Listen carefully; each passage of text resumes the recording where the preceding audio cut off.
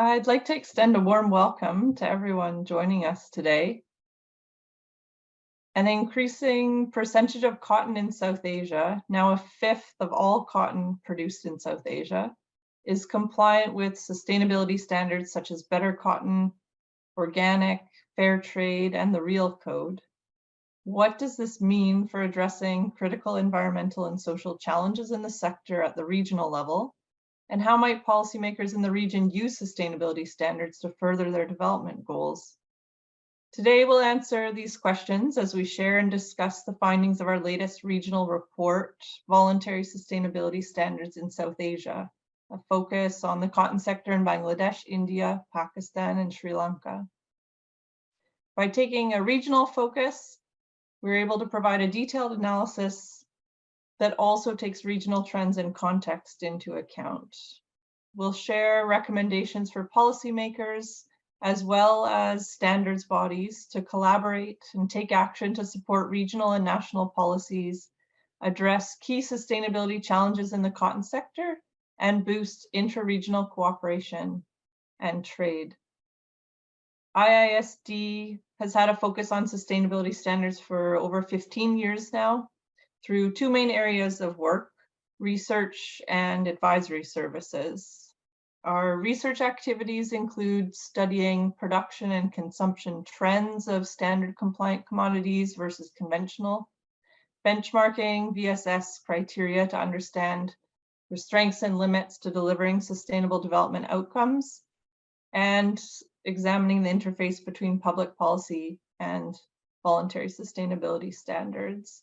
Then we also provide advisory services mainly aimed at government officials and ministries to support informed decisions related to standards to advance sustainability. So we're also open to hearing from you after this as well if there's any particular pieces of research or analysis that you're interested in us providing. Happy to have those conversations, and we'll have our contact information at the end. My name is Sara Elder. I'm Senior Policy Advisor at IISD and co-author of this latest report in our regional report series, and I'm really happy to host this webinar with you today. I'm here with my colleagues Vivek, Voora, Senior Associate at IISD, and Florencia, Sarmiento, Policy Analyst at IISD. And I'm honored to welcome our discussants here today. We have with us Hardeep, Desai, Head of Farm Operations of Cotton Connect.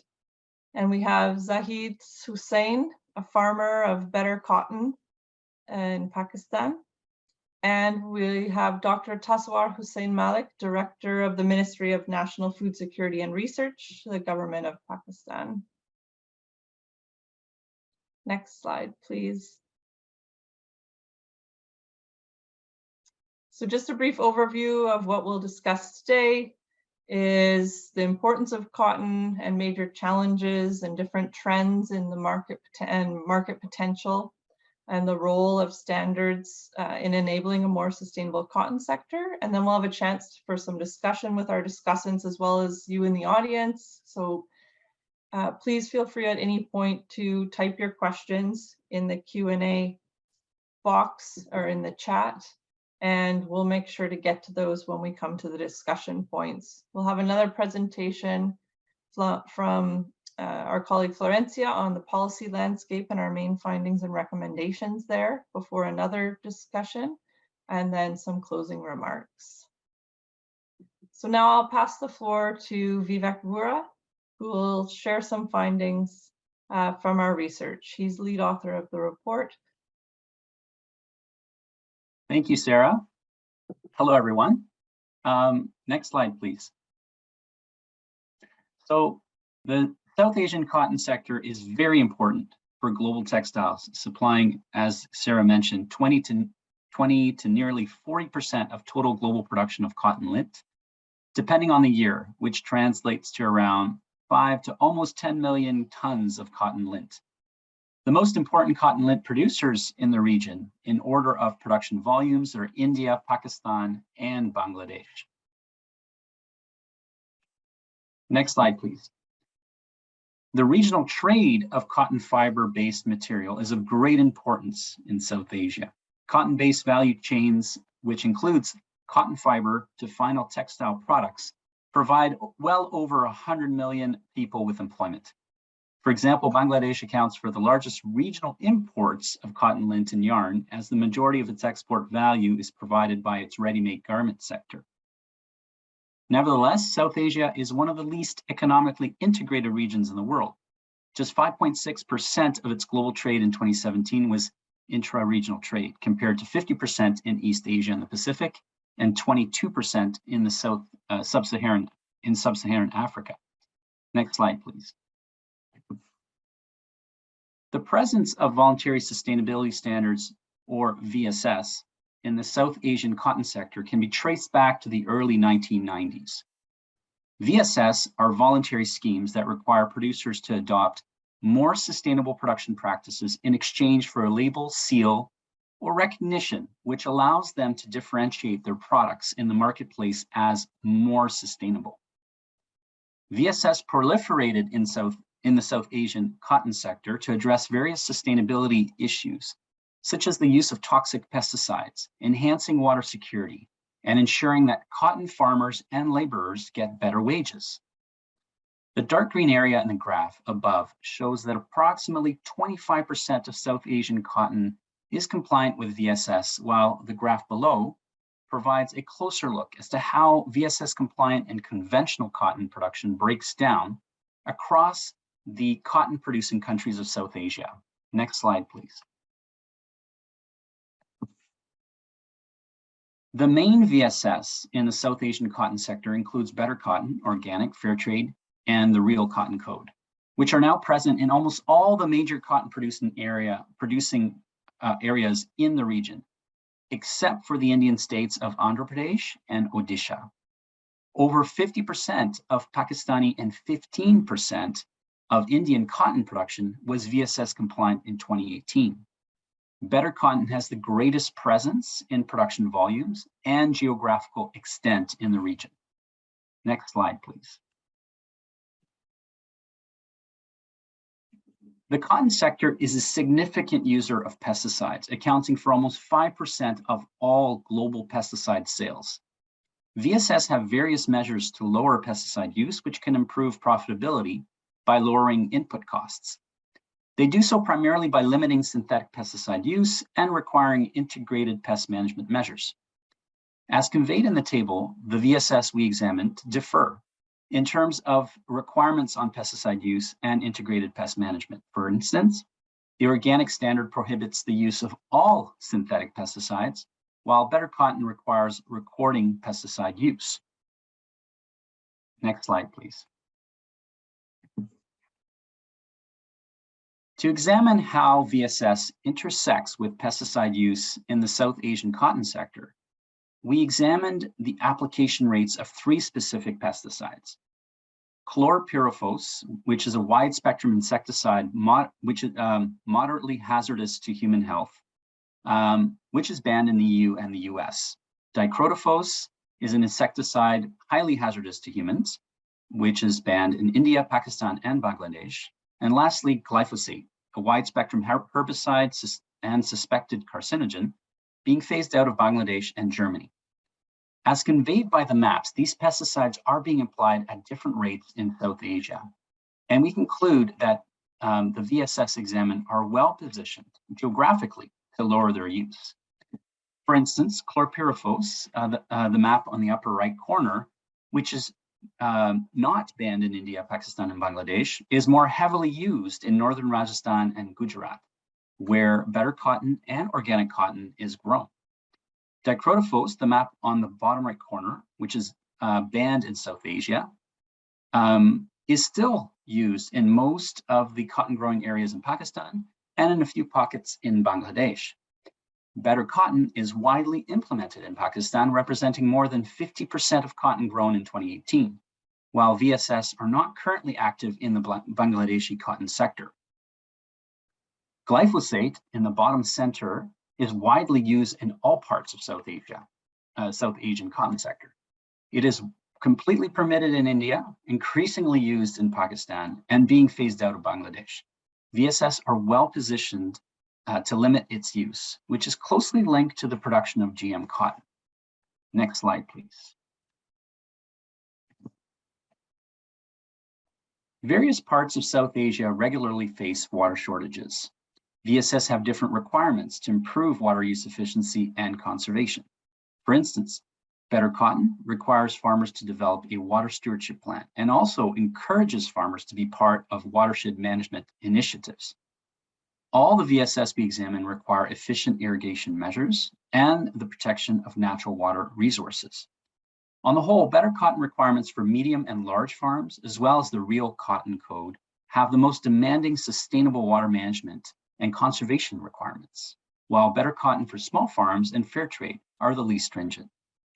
The map shows the cotton growing areas of South Asia that are water depleted, with the dark brown areas being 100% depleted, while the medium brown areas are 75 to 100% depleted. With perhaps a few exceptions, the VSS examined are located in the highly water depleted cotton growing areas of South Asia. South Asian cotton producers are often poor rural farmers or laborers with limited resources. The implementation of the VSS examine in the South Asian cotton sector could result in better cotton prices for farmers and wages for cotton laborers. For instance, the Better Cotton Standard and the Real Cotton Code have measures to lower production costs and improve cotton lint quality, both of which can improve profitability. Fair trade offers minimum price guarantees, and the organic and fair trade standards enable cotton farmers to benefit from price premiums. Except for Better Cotton, all the VSS examined require cotton farming operations to offer minimum wages for hired labor, but only fair trade and the Real Cotton Code require living wages to be paid. All of the VSS examined require equal pay for equal work. Improving cotton yields can also lead to better profitability. VSS are being implemented in all the major South Asian cotton growing areas that experience low yields or lower yields. And although they do not directly require yield improvements, cotton farming operations must implement measures that can improve productivity, such as crop protection and fertilization strategies, as well as soil and water conservation practices. The cotton productivity levels conveyed in the map clearly indicate that the cotton sectors of the Indian states of Maharashtra and Telangana offer VSS the greatest potential for yield improvements. Furthermore, enhancing the productivity of the cotton sectors of Andhra Pradesh and Bihar, where VSS have yet to be implemented, could also improve productivity levels in the South Asian cotton sector. Next slide, please. I will leave you with the following concluding,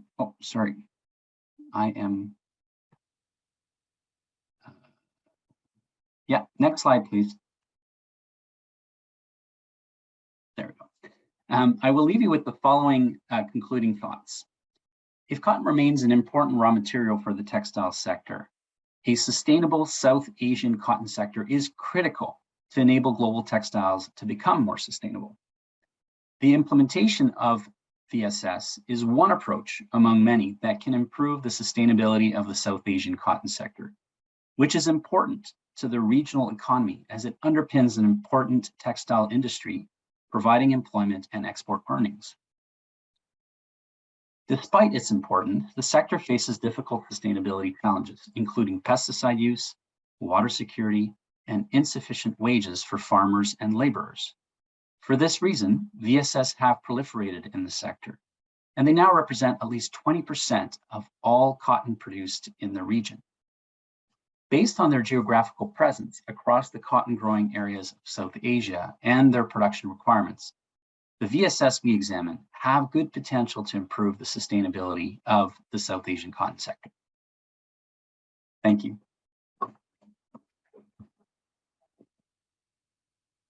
Thank you, Vivek.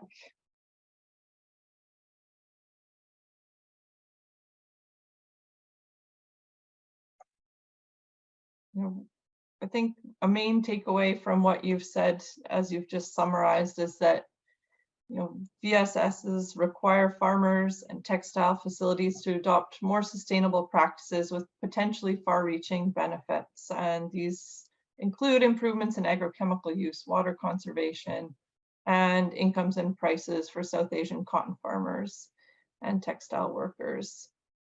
I see there's a few questions already coming in the Q&A, so thank you. Keep those coming. I'll ask a few initial questions to our panelists here and then direct those questions that are coming into the Q&A chat to the speakers. So please feel free to continue to type your questions into the box and we'll get to those.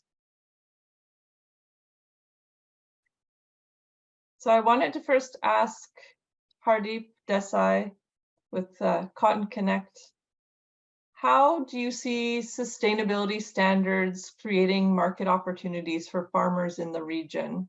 What have been the main successful factors and challenges to creating these market opportunities? I'd love to hear from you on that. Thank you, Sara.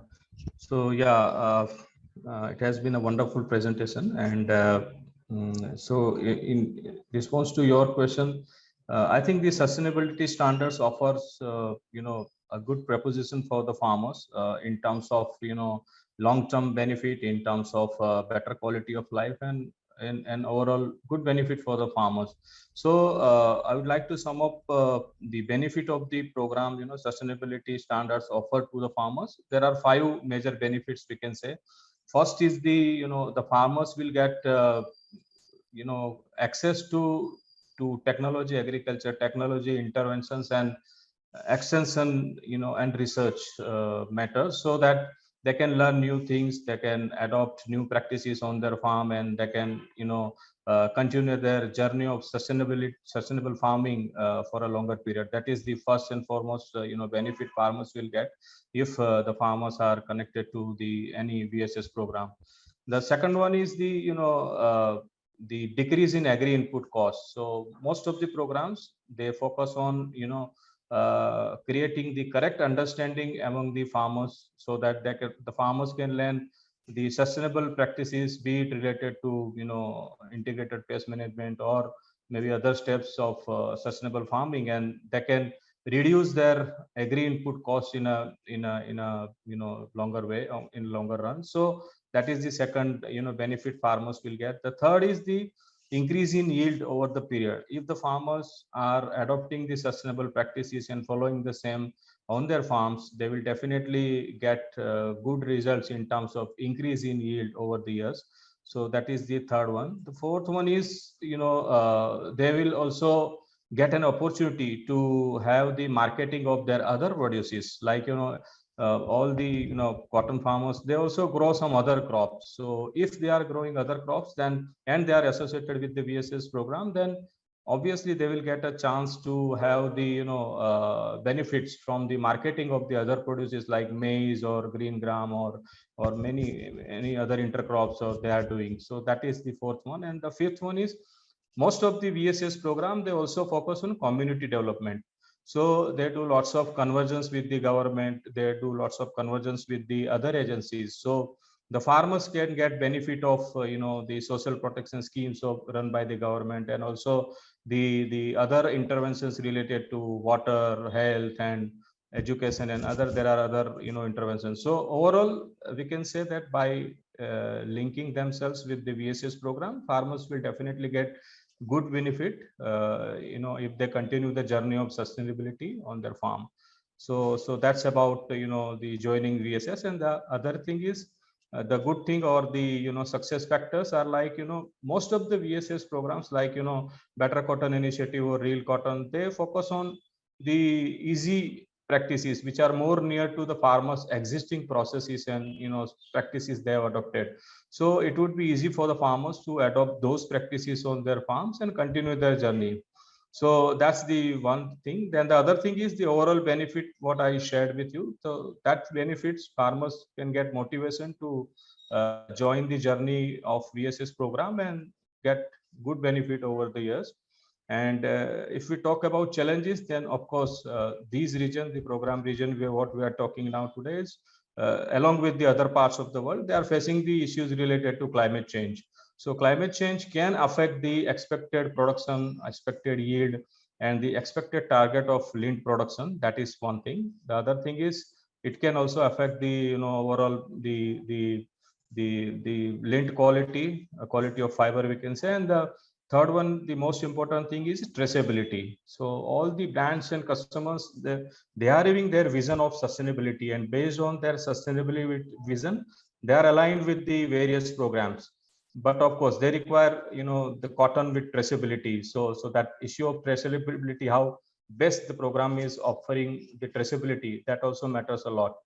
So these are the challenges. And the last one, what we have also discussed earlier, that labor challenges. So labor problem is also there. So these are the factors in which we'll have to address these challenges so that we can have expansion of VSS in this region. Yeah. Thank you. We've seen that in some of our other research as well, that there's challenges, faced in terms of climate change, as you said, for farmers all around the world. And so that's something that is the challenge. Then on the other hand, we are also seeing that the VSS can support, as you mentioned, some of those sustainable farming practices that then in the long run can also help deal with the challenge of climate change. Thank you. I wanted to also ask,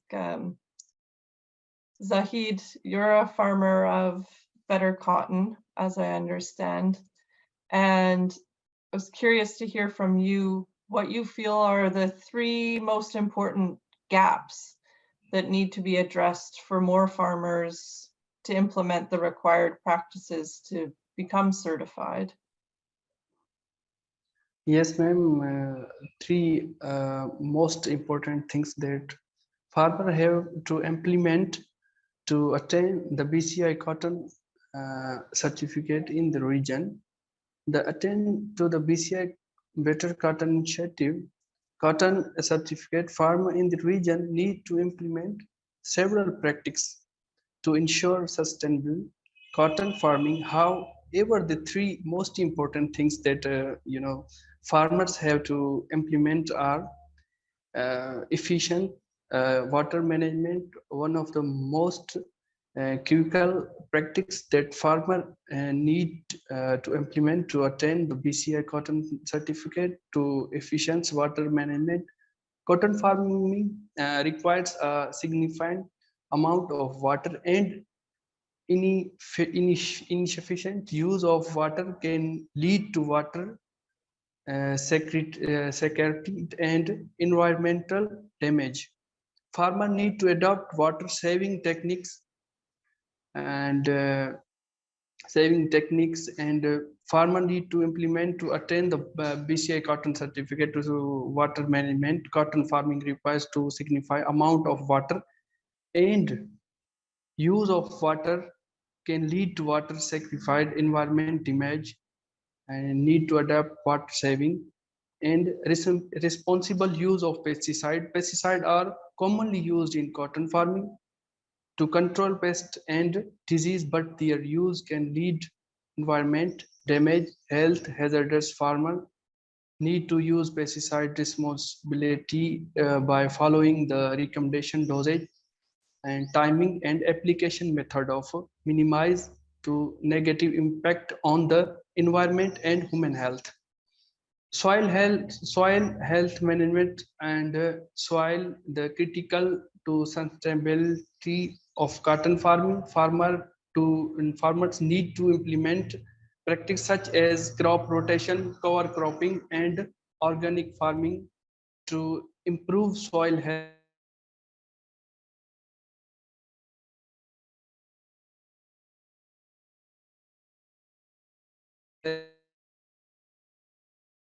and additionally farmers need to avoid use harmful chemical that can damage soil health and impact crop yield. By implementing efficient water management, responsible use of pesticide, and soil health management, Farmer can attain the BCI cotton certificate and ensure sustainability cotton farming and practice in region. Thank you, madam. Thank you very much, Zahid. Madam, other thing is that government practice, can I explain? Yes, please do. There are several government practice and policies that helpful in linking small cotton farmer to buyer of VSSR, Voluntary Sustainability Standards and Regulation Compliant product. Some of these practice and policies are: certificate and verification program. Government established certification and verification program that ensure the quality and cotton products. These program provide small farmers with the necessary certification and verification documents that prove their compliance with the VSSR standards. The certification helps to link them to buyer who are interested in purchasing VSSR compliant products. Technical assistance. Government is providing technical assistance to small cotton farmers to help them comply with VSSR standards. Technically assistance include training on sustainability farming practice, pest management, soil conservation, and other aspects of cotton farming. By helping small farmer adopt sustainable farming practice, government make it easier for them to meet VSSR standard and link them to buyer of VSSR compliant products. Market access programs. Government has established market to access programs that help small cotton farmers connect with buyers of VSSR compliant products. These programs include trade fairs, exhibition, and business matching events that bring together buyers and seller of VSSR compliant cotton product. Government is also providing support to small farmer by facilitating access to financing and marketing support services. Support for VSSR certification. Government has decided to provide financial and technical support to small cotton farmer to help them obtain VSSR certificate. This support include funding for certificate fees, training program, and technical assistance. By supporting small farmer in obtain VSSR certification, government helping them to assess market that demand sustainability produced cotton.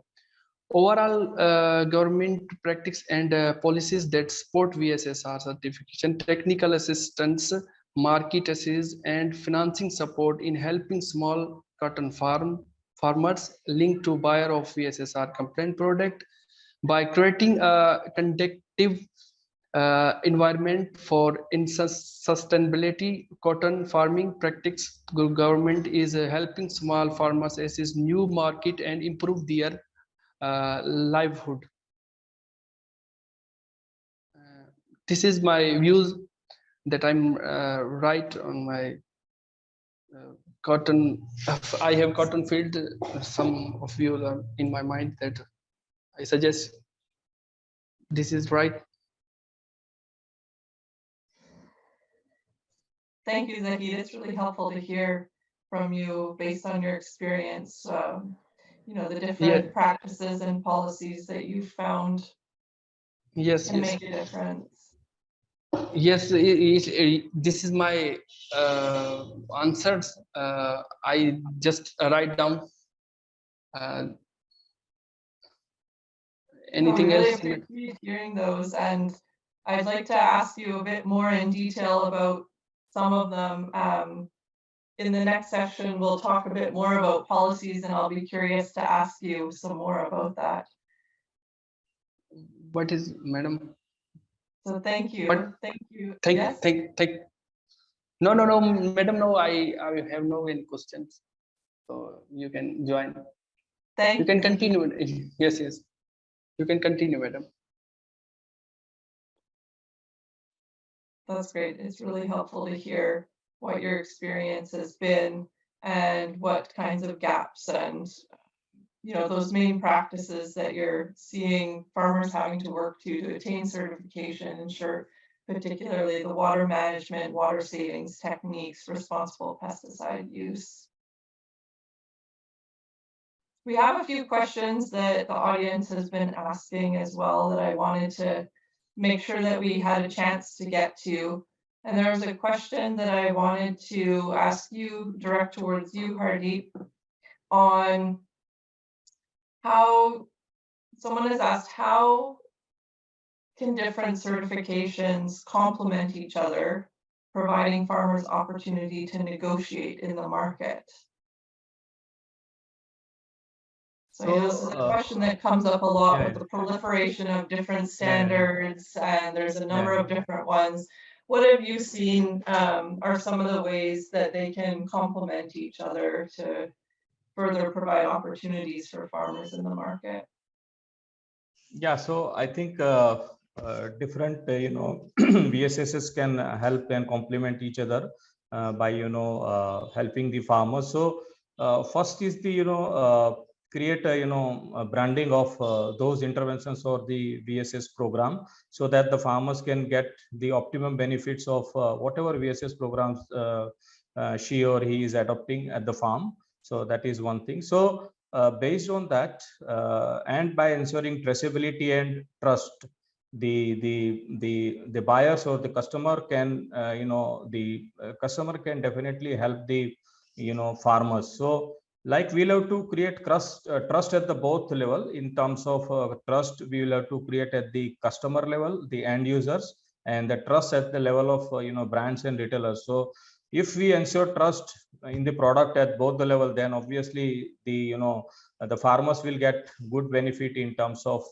support by the brands and customer and the VSS standards. So all the standards, they can do the mapping in which they are working in the region. They find commonalities between them and try to support the farmers in such a way that the farmers can get optimum benefits. So like we can also have a consortium sort of thing in which we can collaborate with the government, and ultimately both government and the VSS standard, they give good benefit to the farmers. So particularly the farmers are associated with VSS standard like maybe BCI or real or organic, and then government take this at their level, and we collaborate with the government, and then we come up with a solution or a common platform wherein the farmers can get maximum benefit of these interventions, maybe in terms of help from government or the overall common pool. So that type of mechanism we can develop. Yeah, that's great. And that was one of our recommendations in the report as well, that having some sort of platform for regional dialogue and action, and to bring together different standards bodies and government together to then identify some of those ways to work together to coordinate. Oh, absolutely, I agree. We had another question that came in that I think very much applies to this question of having a market for certified cotton for farmers. And so I agree as well. We see that there's that level of trust and having that support that comes with it, but of course there also has to be then the demand for the product coming in as well. And so we have a question here: is how is the textile industry planning to address challenges of certification, yield fluctuation, climate change, and supply chain through engaging research and local textile industry, since local consumption in South Asia also needs high level of awareness? So I think this piece on the building the local consumption and demand for VSS compliant cotton stood out in our research as well. And one of our recommendations is generating domestic and regional demand for standard compliant cotton, and the idea that governments can develop policies and programs to boost consumption and increase regional demand. We've seen that there's some examples, for example, in Mexico, The federal government has a procurement policy requiring all timber and wooden furniture products to be third-party certified. So that's the type of thing through procurement, public procurement programs that can be implemented. We've seen other options being tax reductions to lower the price of more sustainably grown cotton for consumers, or creating incentives for buyers to source sustainable cotton, such as a rebate if they purchase above a specified volume of sustainable cotton.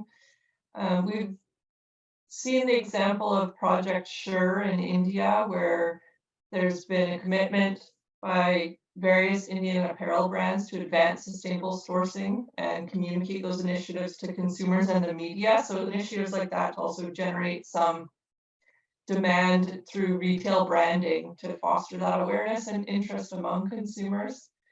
So it's definitely something that is part of the piece of supporting VSS compliant cotton production. Vivek, I see you maybe have something to add as well. Go ahead. Yeah, I just wanted to add that one of the things we're seeing not only in cotton but in other sectors, agricultural sectors, is the understanding by the private sector, by large corporations, the large companies. In the case of cotton, the different brands that are out there, that ensuring that their farmers, or the supply, the base of supply that feeds their products, needs to be secured and needs to be sustainable. So the trend that we're seeing is that these large companies are now have different programs for ensuring that their supply is secure, meaning they're starting to work more and more directly with farmers. And that's happening in different forms. In the cotton sector, one good example is the Organic Cotton Accelerator, which is basically the brands that are interested in having organic cotton in their products. They're engaging with them and essentially asking them to set up contracts directly with cotton, organic cotton farmers, particularly in India. That's where they started their program. So that's a trend that's interesting. The large corporations now engaging directly more and more with the farmers on the ground and trying to ensure that they have that they adopt more sustainable practices, but that they have kind of an environment that's more secure for them to continue farming.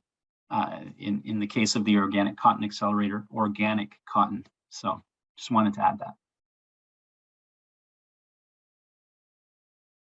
Thanks, Vivek. We had another question that came in about the issue of huge documentation requirements in order to be certified and maintain certification. And Zahid, I wanted to ask you this question from the audience of, have you seen any ways farmers are addressing this challenge, like meeting this challenge of filling out all of these records and documents that are needed in order to have better cotton or other certifications?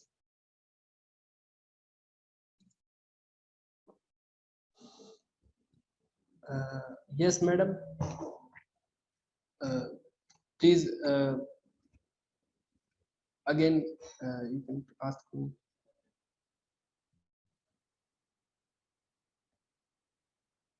About certifications. Yes, and having to keep the records to document in order to keep the certification.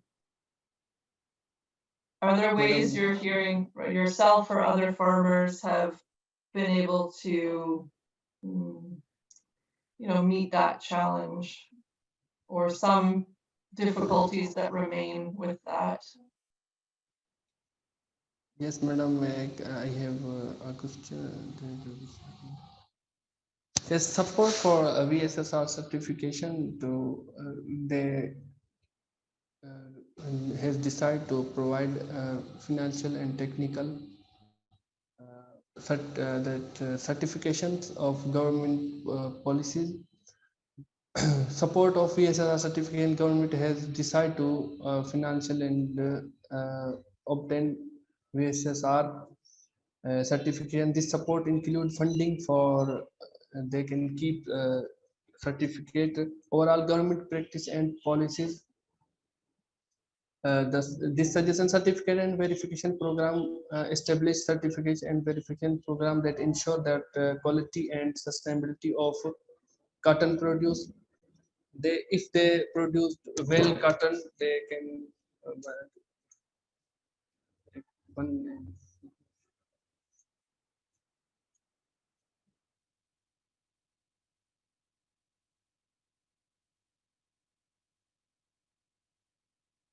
I think we might have lost the connection. Are you there, Zahid?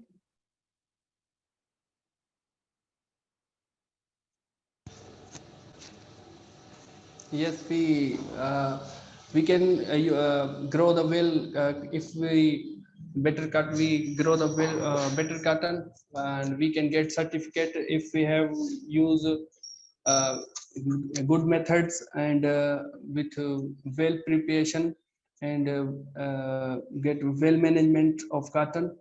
And by implementing efficient water management, responsible use of well pesticide, we can get certificated from buyers and from CABI better cotton. If we grow 1 year certificate of better cotton. So we can, if we can manage critical and sustainability cotton farming, farmers need to implement good practice. They can get certificates. And are there supports in the technical assistance that also either from governments or other organizations that provide some support for filling out all the documentation requirements that you need for certification, all the papers and? Yes, government technical support is as a technical assistant. Government is providing technical assistance to small cotton farmers. They also help to the farmers comply with VSSR standards. Technical assistance include training or sustainability of farming practice, and if they pest well pest management, soil conservation, and aspect of cotton farming by helping small farmers to government. And sustainability farming practice, government make it easier for them to meet VSSR standards and link them buyer of VSSR complaint. Certification and verification program, governments establish certification and verification program that ensure that quality of cotton and sustainability of products. Okay, so as part of it, they do provide that support also for that documentation requirements. We know that this is a, you know, an ongoing challenge, and as there are more standards and more requirements, there's more paperwork and it takes a lot of time. And there are so many challenges and hurdle in cotton because changing of climate also in Pakistan of support for VSSR certificate. Government had decided to provide financial technical support to small cotton farmer to help them obtain and funding for certification fees, training programs, and technical assistance. They will support us. BCI farmers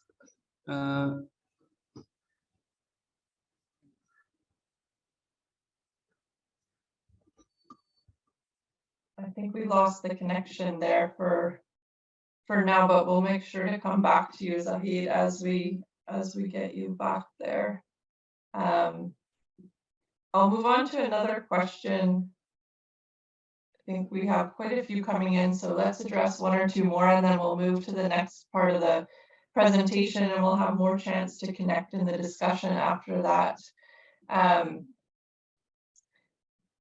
We have this question as well about seeds, and I know this is something that came up, Vivek, when you were talking about the adoption of different, in the report about the different standards. And the question is, on the verge of increasing technology of genetics and hybrid cotton seeds, how can we get farmers to produce non-GMO cotton. Being a non-GMO cottonseed producer in India, it's hard for us to convince farmers to produce non-GMO seeds when they have seen the GMO results.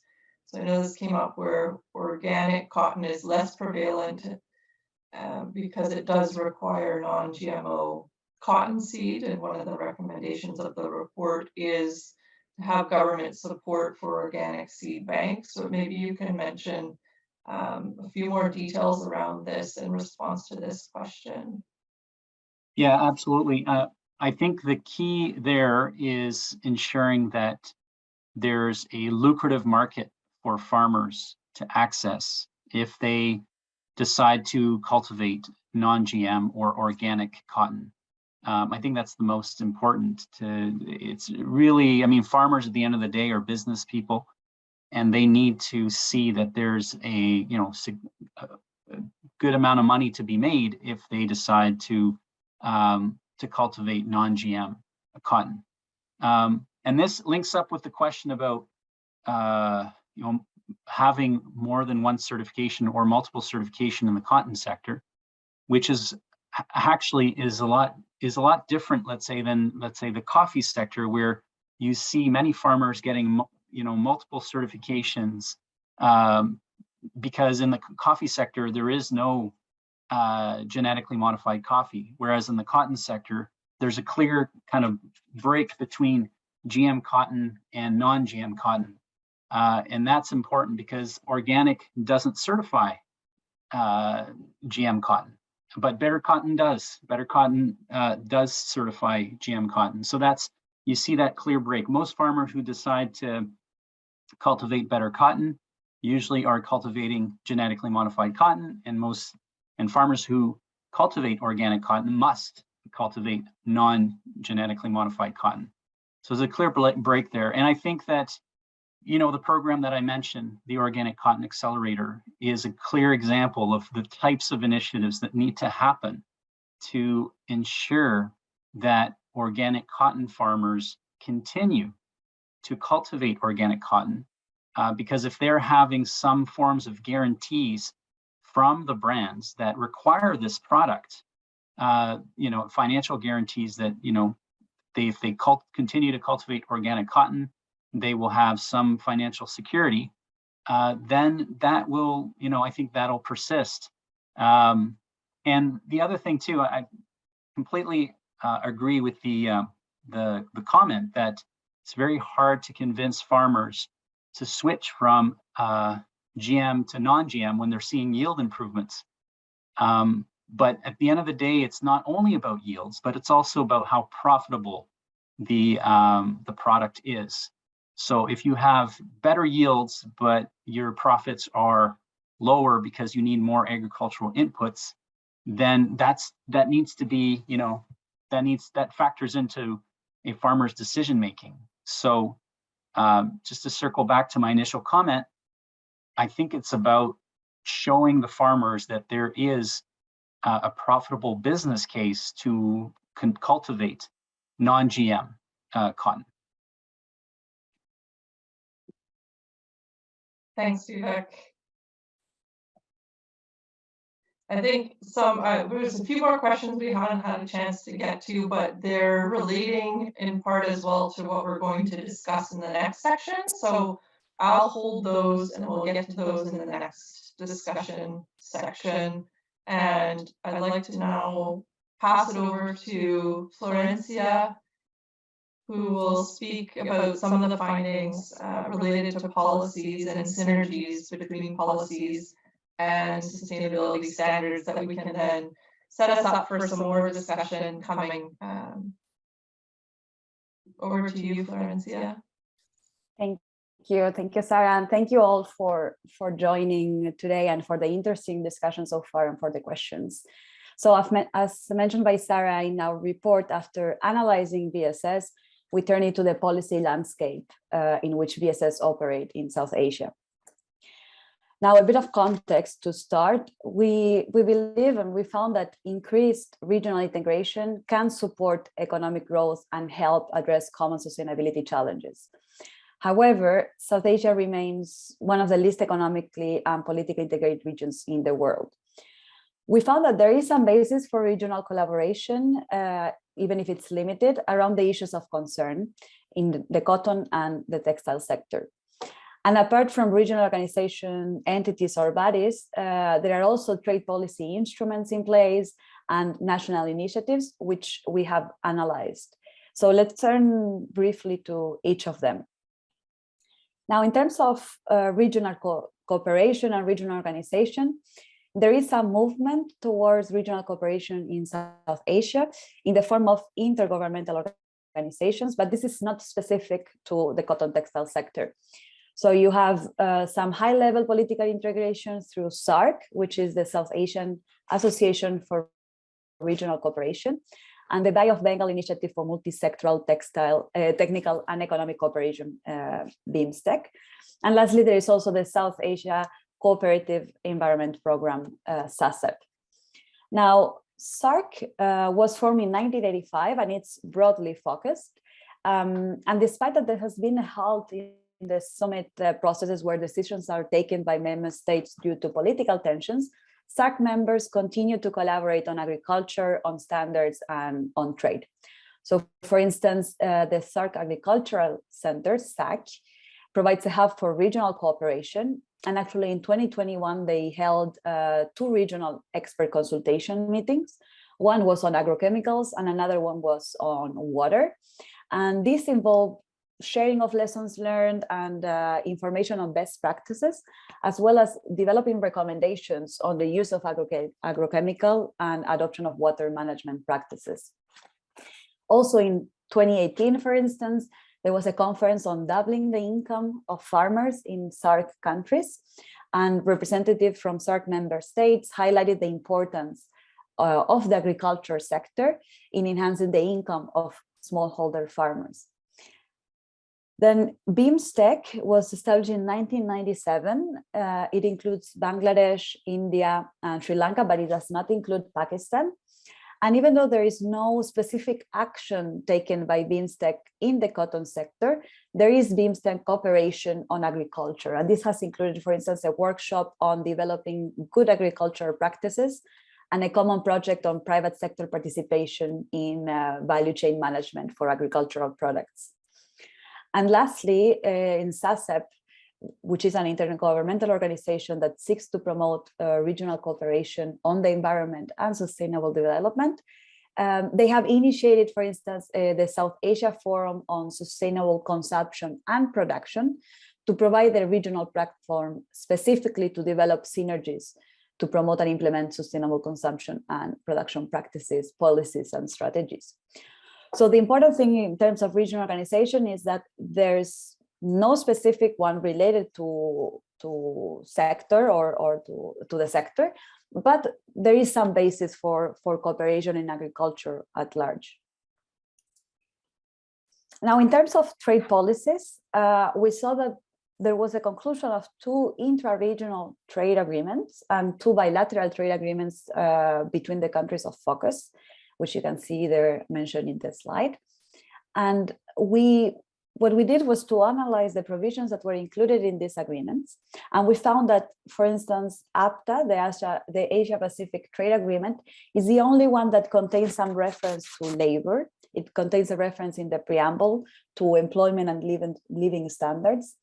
And even though preambles do not create binding obligations, they provide they are useful for interpretation in dispute settlement context, for instance.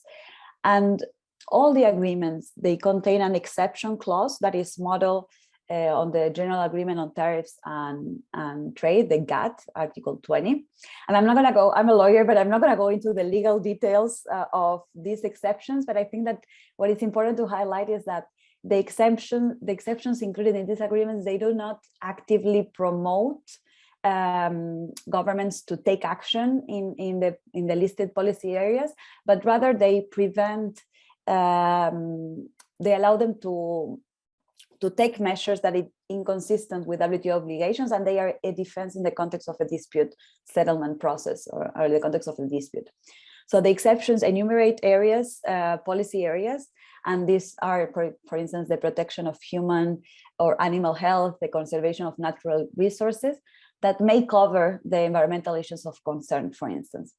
But the conclusion here in terms of trade policies is that since we have no commitments and only broad exceptions, they are unlikely to be a tool for change on the issues of concern in the cotton sector in the region in their current form. But it is important to stress that they may act as a basis for enhanced collaboration and action, either bilaterally or multilaterally. And then lastly, we analyzed the national initiatives, and we have divided them into three categories. We have analyzed domestic policy and legislation, compliance and promotion with VSS, and international cooperation and NGO initiatives. In terms of domestic policy and legislation, since cotton is and the textile sector are so important to the economies of the countries of focus, we found that all 4 countries have cotton or cotton textile authorities or related domestic legislation. And in most cases, the legislation and the authorities are charged or relate to research, quality control, export promotion, and not specifically to the social and environmental issues of concern. The only exception that we found in terms of general legislation was price supports that are found in India and in Pakistan. But in general, legislation covering environment and labor is independent.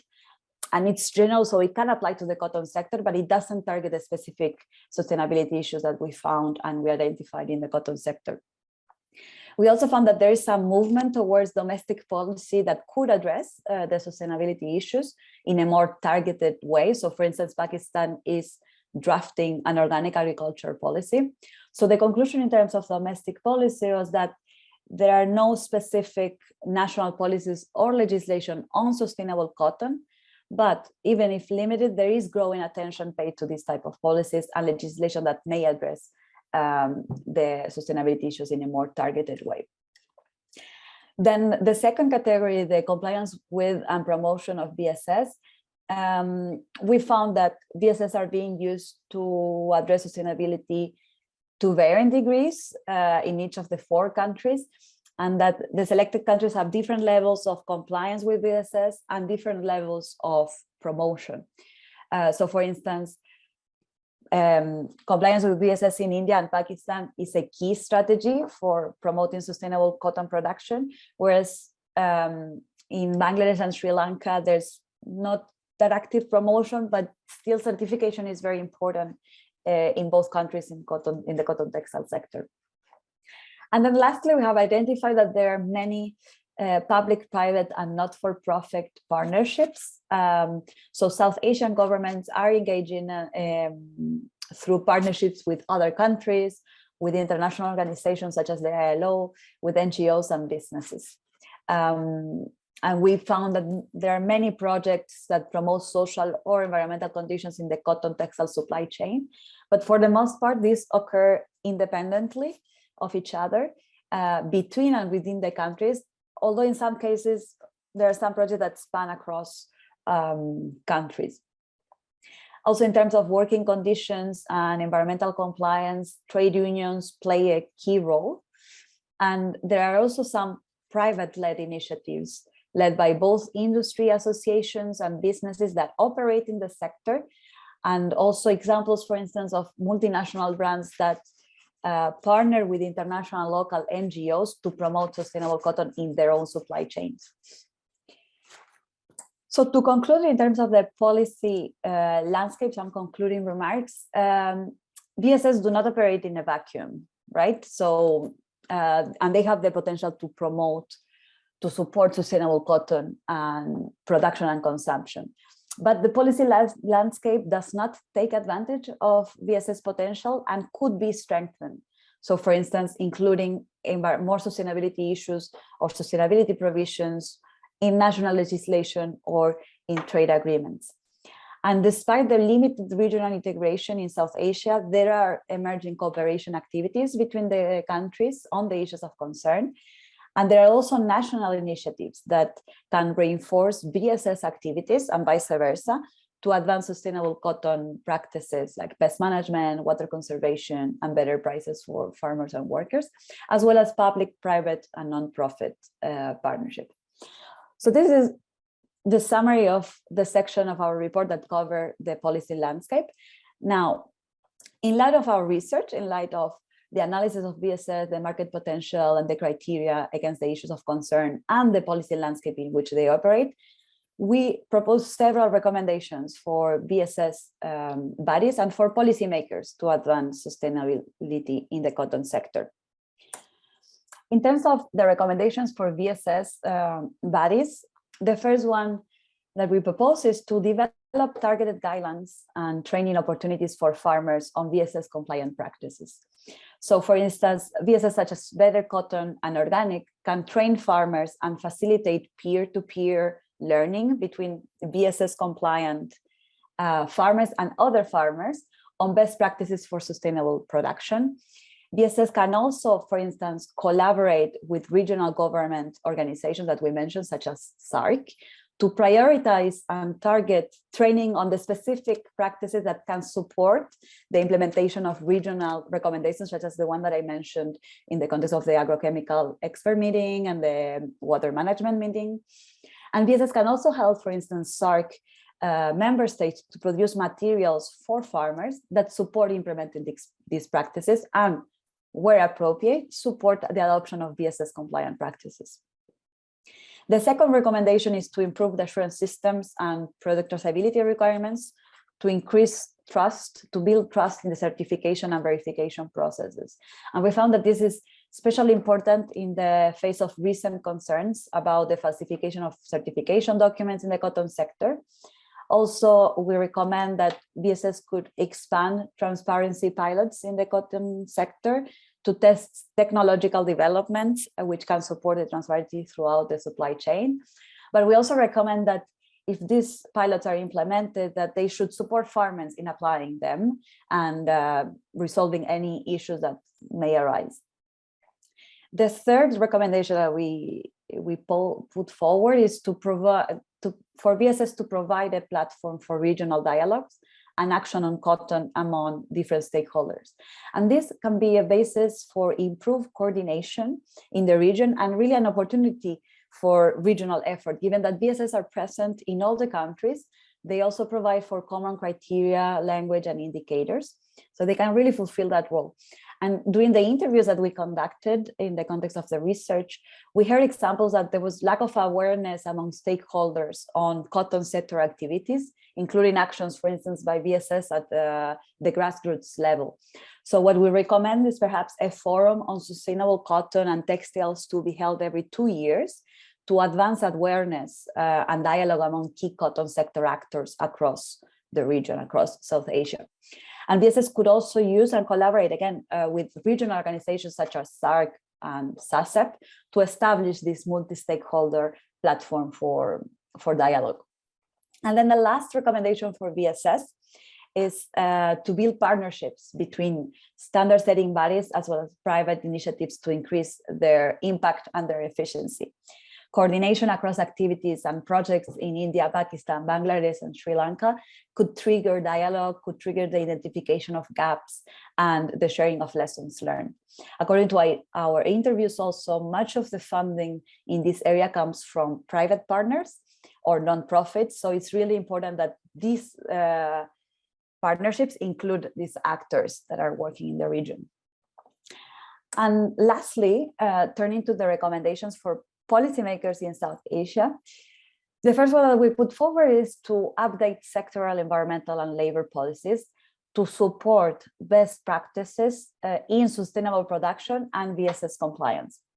So at the sectoral level, national organic or sustainable cotton strategies standards could facilitate the shift to sustainable production practices and also farmers' eligibility for organic certification, for instance. At the regional level, also mutual recognition of standards and certification can boost intra-regional trade and provide a market opportunity. Another option that we propose is an industrial policy, meaning that you can focus on developing a sustainable cotton textile sector, putting in place measures that aim at improving the competitiveness of companies, and this can be in the forms of subsidies or lower barriers to trade within the region. We also propose that environmental and labor policies consistent with VSS requirement can support, of course, the compliance with common VSS environmental and labor criteria. But what we found is that it's very, very important that the development of these policies considers the economic, social, and political context, because some policies, for instance, a ban on fertilizers, needs to consider the impact that it will have on farmers and may require additional measures to assist them in the implementation of these policies. The second recommendation that we put forward is to strengthen sustainability provisions in trade agreements. The trade agreements, as I mentioned before, do not refer to sustainability or specific issues such as pest management, water conservation, or income, and they are very unlikely to influence cotton farming practices. So trade negotiators can include provisions related to sustainability issues in existing or in new trade agreements to help guide the process towards sustainability in general, in agriculture in general, which includes the cotton sector, of course. And also, perhaps it would be interesting to see more cooperation provisions in the key areas of interests that would boost the dialogue and the promotion of best practices and help enhance the consistency across markets. Then the third one is to generate domestic and regional demand for VSS compliant cotton, and this is in line with building a business case for farmers. So this can include government policies that require the procurement of cotton textile products that meet environmental, social, and economic criteria, such as VSS compliant products.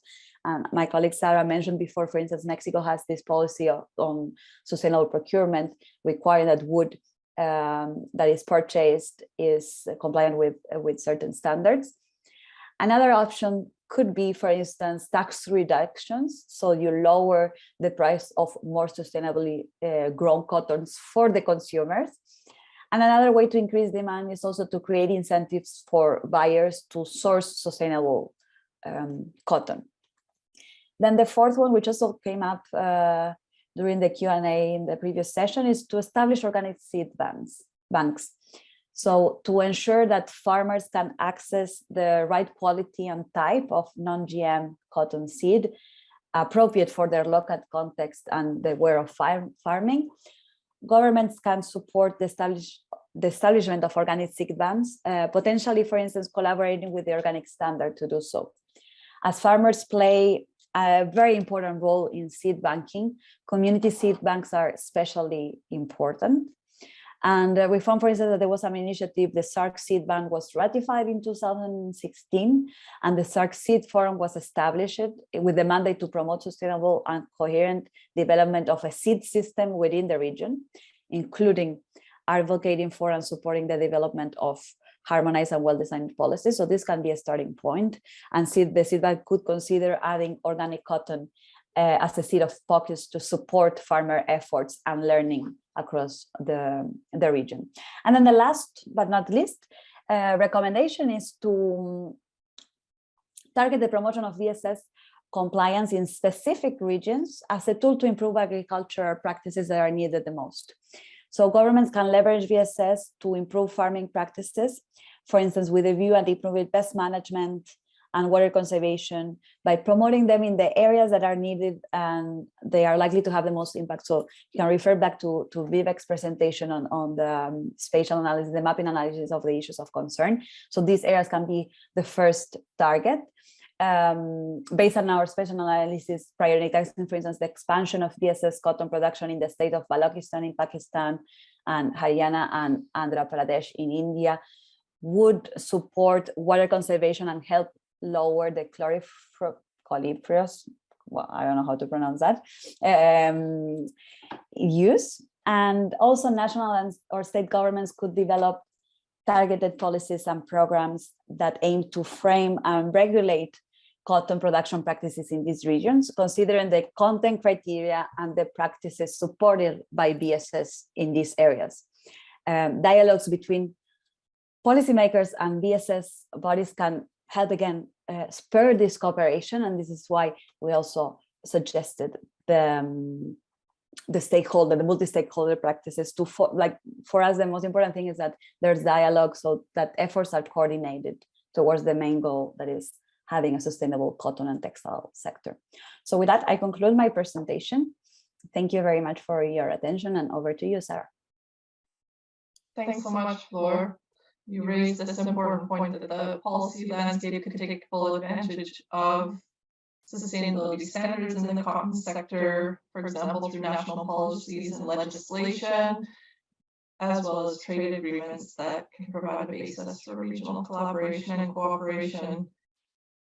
I wanted to ask you, Hardeep, what do you think governments can do to help create an enabling environment for standards in the region? So given their market potential and opportunities for growth, what do you think needs to happen to increase production of VSS compliant cotton in the region?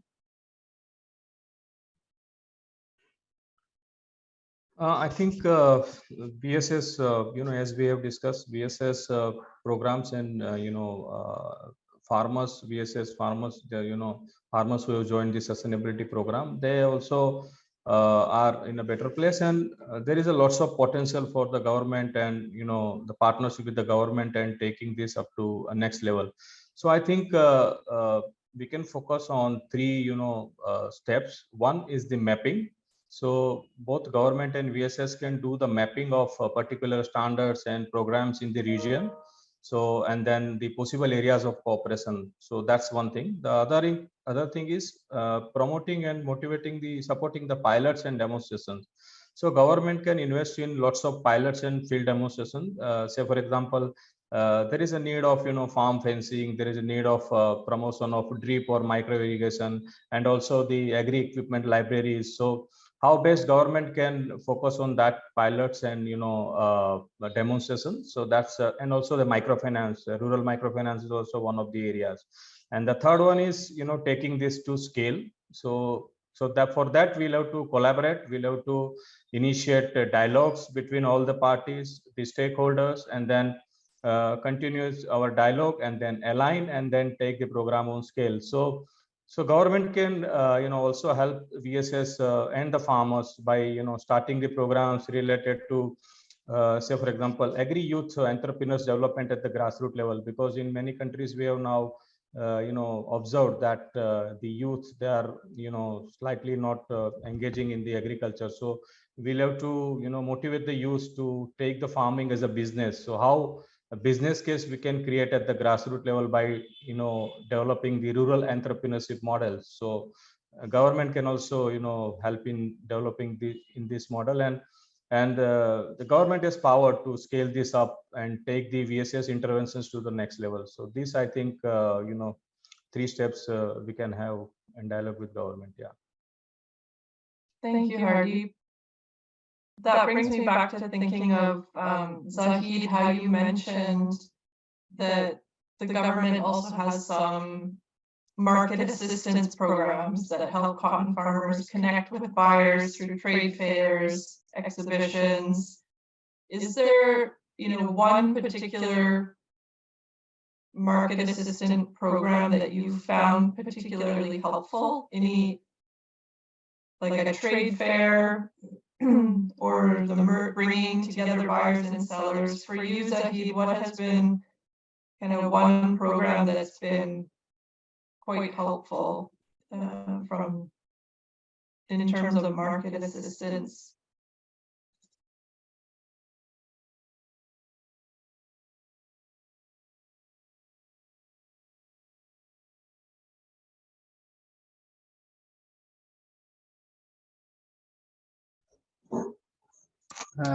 Yes, ma'am. Government has established market to government also helping our cotton growers, and they are also with us in USR in this program, And government has established market to assess a program that help in small cotton farmers connect with buyer of VSSR product. These programs include trade fairs and exhibitions and business matchings events that bring together and governments also supporting to the cotton farmers and the buyers. And with the help of government, we are developing cottons and previous years of rain disaster we have in Sindh, about 50% cotton we have lost. I think lost cotton. That now support of VSSR certificating government, the government decided that the government also helping us and overall government practice and through the policy of government of better we are growing better cotton and we will sell in the market. And we have now we have some problems in growing better cotton to see. I think we have a problem of seed germination because the previous year through the rainfall, heavy rainfall, we are facing to very big problems to the cotton to grow the cotton. There are several problems we are facing to the in the cotton field. So technically supporting to government to us. I have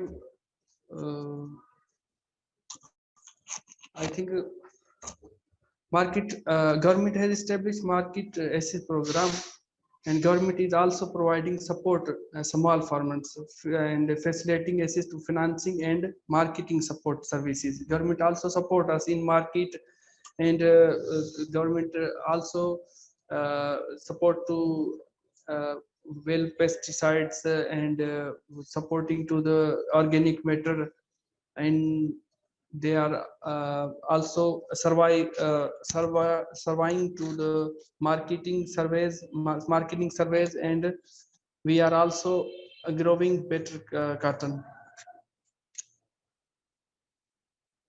Now we are using organic matter now, organic methods, and not excess use of fertilizers and for better cotton, and not excess use of pesticides, and we have also good soil management and good not excess use of water, and for better cotton.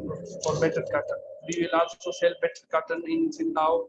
Inshallah, we will sell very well cotton, and we will provide good cotton to the market.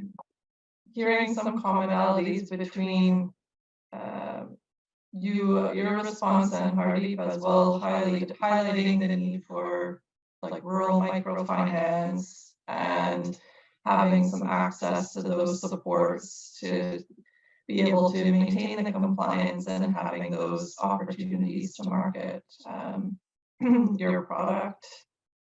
I see there's some questions here as well around considering other crops in the area. So beyond cotton, there's a question about, you know, they're addressing cotton but not considering other crops like wheat in the form of sustainability might create some sort of disconnect from the farmer. So how can the whole household income and livelihood be addressed, including all crops grown on the same piece of land?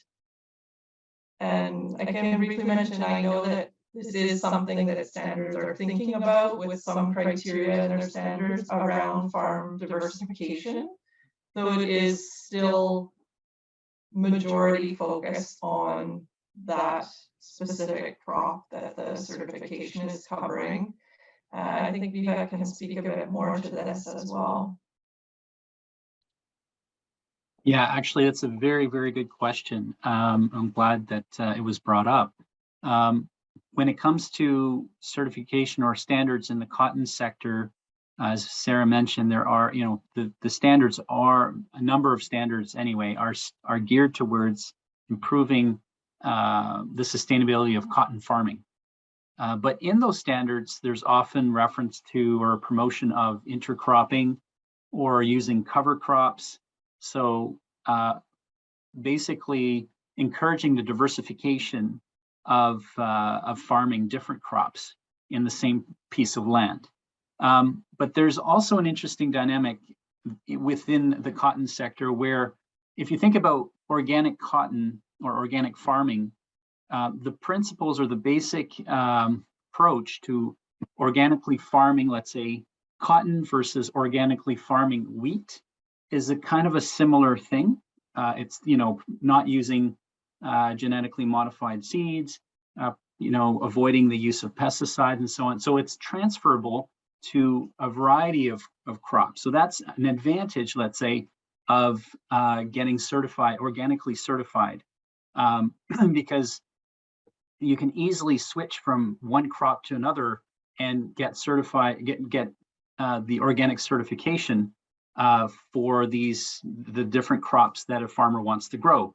Whereas if you're better cotton certified, you're not going to get better wheat certified, for instance. So that's an advantage of organic, the organic standard in the cotton sector. But nevertheless, many of these different standards, including in the cotton sector, are trying to encourage farmers to diversify their production because there's a clear understanding around the impacts of climate change and ensuring that farmers are ultimately resilient to these impacts, and that requires kind of an approach that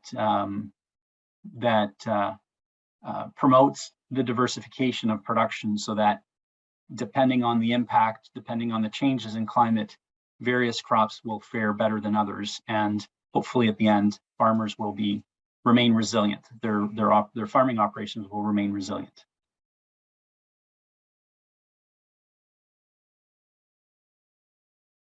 Thank you, Vivek. I wanted to ask, we have our discussant here, Dr. Tassawar, Hussain, Malik. I was curious to hear from you. I think we'll have our colleague promote you to panelist so you can respond. Curious to hear from you. What are the top 3 measures that you think are needed to help grow intra-regional trade of VSS compliant cotton in South Asia?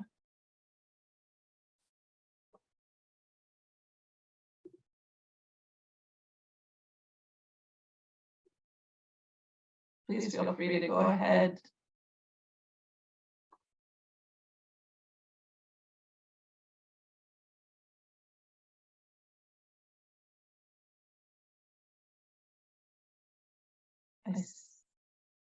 I see you're connecting to audio. Do we have you there, Dr. Tassawar? I'm sure I'm audible now. You can hear me now, please? Yes, we can hear you now. Thank you so much. I'm Dr. Tassawar Malik. I'm National Director, Agricultural Research in Cotton in Pakistan. Pakistan Central Cotton Committee is the apex research and development organization here in Pakistan, working under the federal government. And we are located in the center of cotton belt of Pakistan for the production of cotton. Since last few years, we are hardly struggling with the cotton production, though we have very good success stories of successful cotton production in Pakistan. In the past years, we have been producing up to 14 million bales of cotton in Pakistan. But since 2016, our production trends are continuously progressing down. And last year, there was, due to these climate change influences, there was a flood in our cotton belt, and that hit our production almost to 50%. Our production was limited from 14 million bales to around half of that, 6.5 million bale now this year. We are planning here in Pakistan to promote our cotton production back to back to the normal production season this year. Our planting season is just commencing in a couple of weeks. Most of our cotton is planted in the month of April and some in the first fortnight of May. As far as cotton sustainability is concerned, I was in communication with you people during last few days. Always our industry, particularly cotton in Pakistan, they are always very conscious and always been inquiring how to guarantee the sustainable cotton production in Pakistan. Beyond, I mean, few years back, if I see, we were less aware of this word sustainable or sustainability until and unless we were not affected by this issue of unstable cotton production. So mostly, I mean, we were 10, 11 or 12 million bales, 13 million bales per one plus minus 1 million bales. So it was a little stable. But since the climate is progress, in some years of production, there are very high temperatures, extraordinary high temperatures in Pakistan. Sometime in our cotton belt, they touch to 50 degrees Celsius, which are very serious and toxic temperatures for cotton production. Sometimes we feel out in 3 years due to lack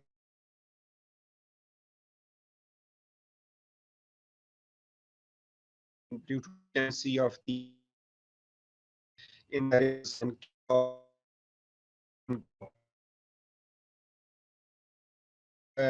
biotic and abiotic diseases are very, very dominant and lethal and chronic in our system. For example, bollworms, there is called American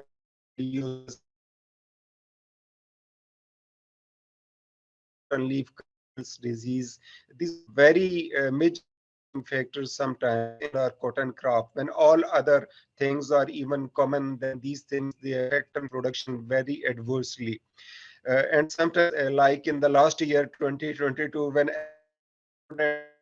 control, water is there, pesticides and pests and everything was properly managed. There were no issue in seeds and like that.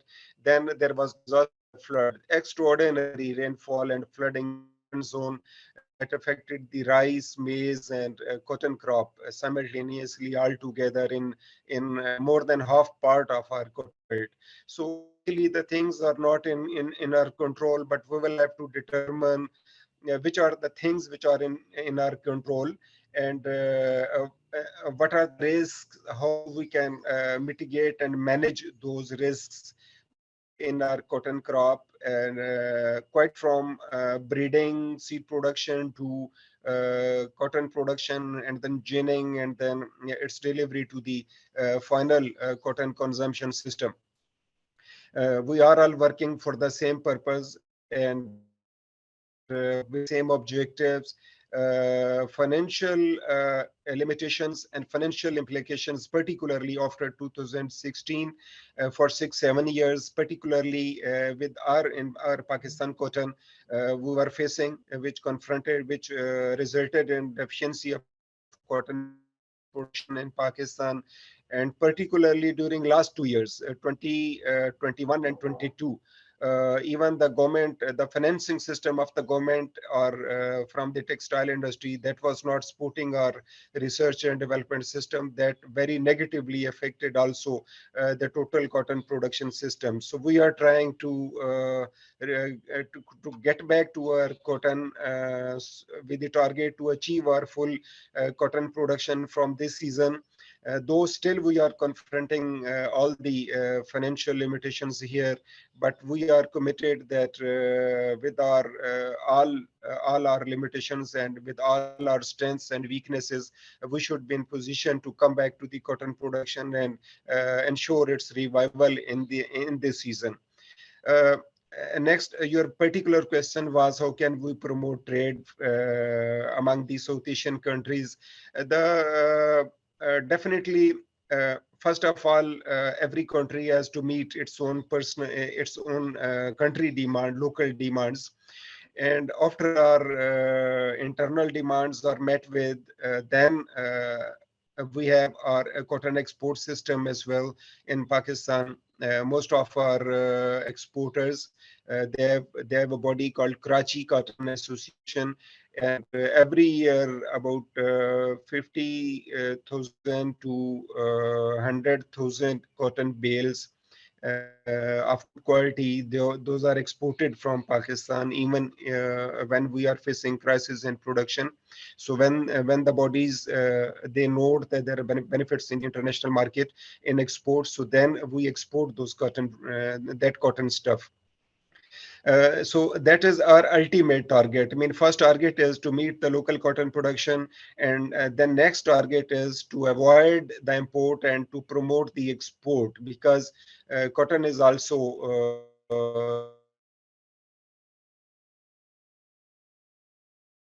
the lifeline of economy of Pakistan. Those are based at cotton and cotton product, yarn and textile products. So we always like that whatever slots are available in the international market, we should cover up them with Pakistani cotton, Pakistani yarn and Pakistani textile fabrics, which we can export to other countries. Whenever there are limitations, those are limitations.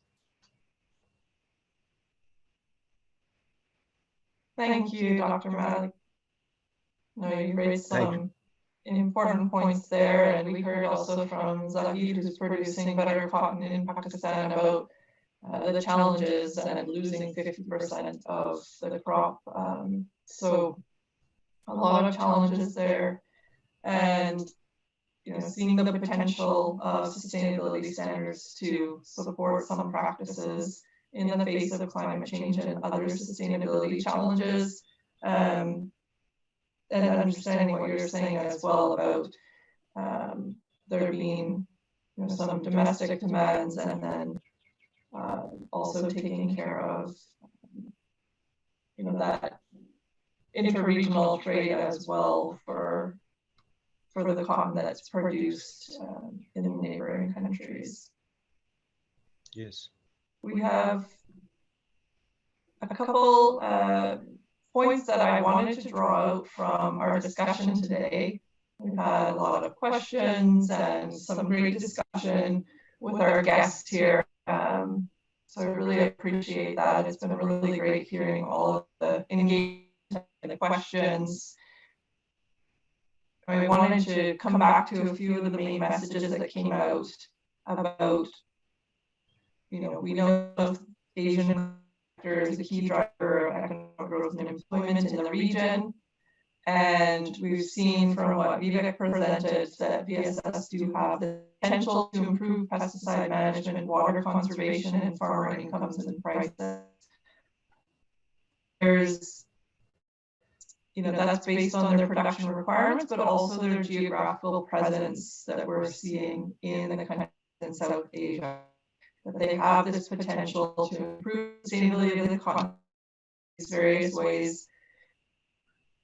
We're seeing that there's also the market potential of the main VSS in the region. And there's opportunities for policymakers and bodies between policies and standards in a number of different ways to improve the conditions of cotton production and boost that inter-regional trade. I want to pull out from the discussion what I was hearing, that Hardeep brought up that there are these various benefits for producers. We heard also from Zahid around some of these benefits in terms of more stable contracts and practices, addressing sustainability challenges like the water saving techniques that Zahid mentioned. And really what I think is key is this idea that an enabling ecosystem is needed. So it's not that standards alone can tackle all of these challenges, but really that it's the links to policies in the region, both at a national and regional level. Zahid mentioned technical assistance. We discussed with a question from the audience about seed inputs, support for meeting documentation requirements, building that domestic and regional consumer awareness and demand. So we need these supports and actions happening and the synergies being created between policies and standards to really maximize their impact in the region.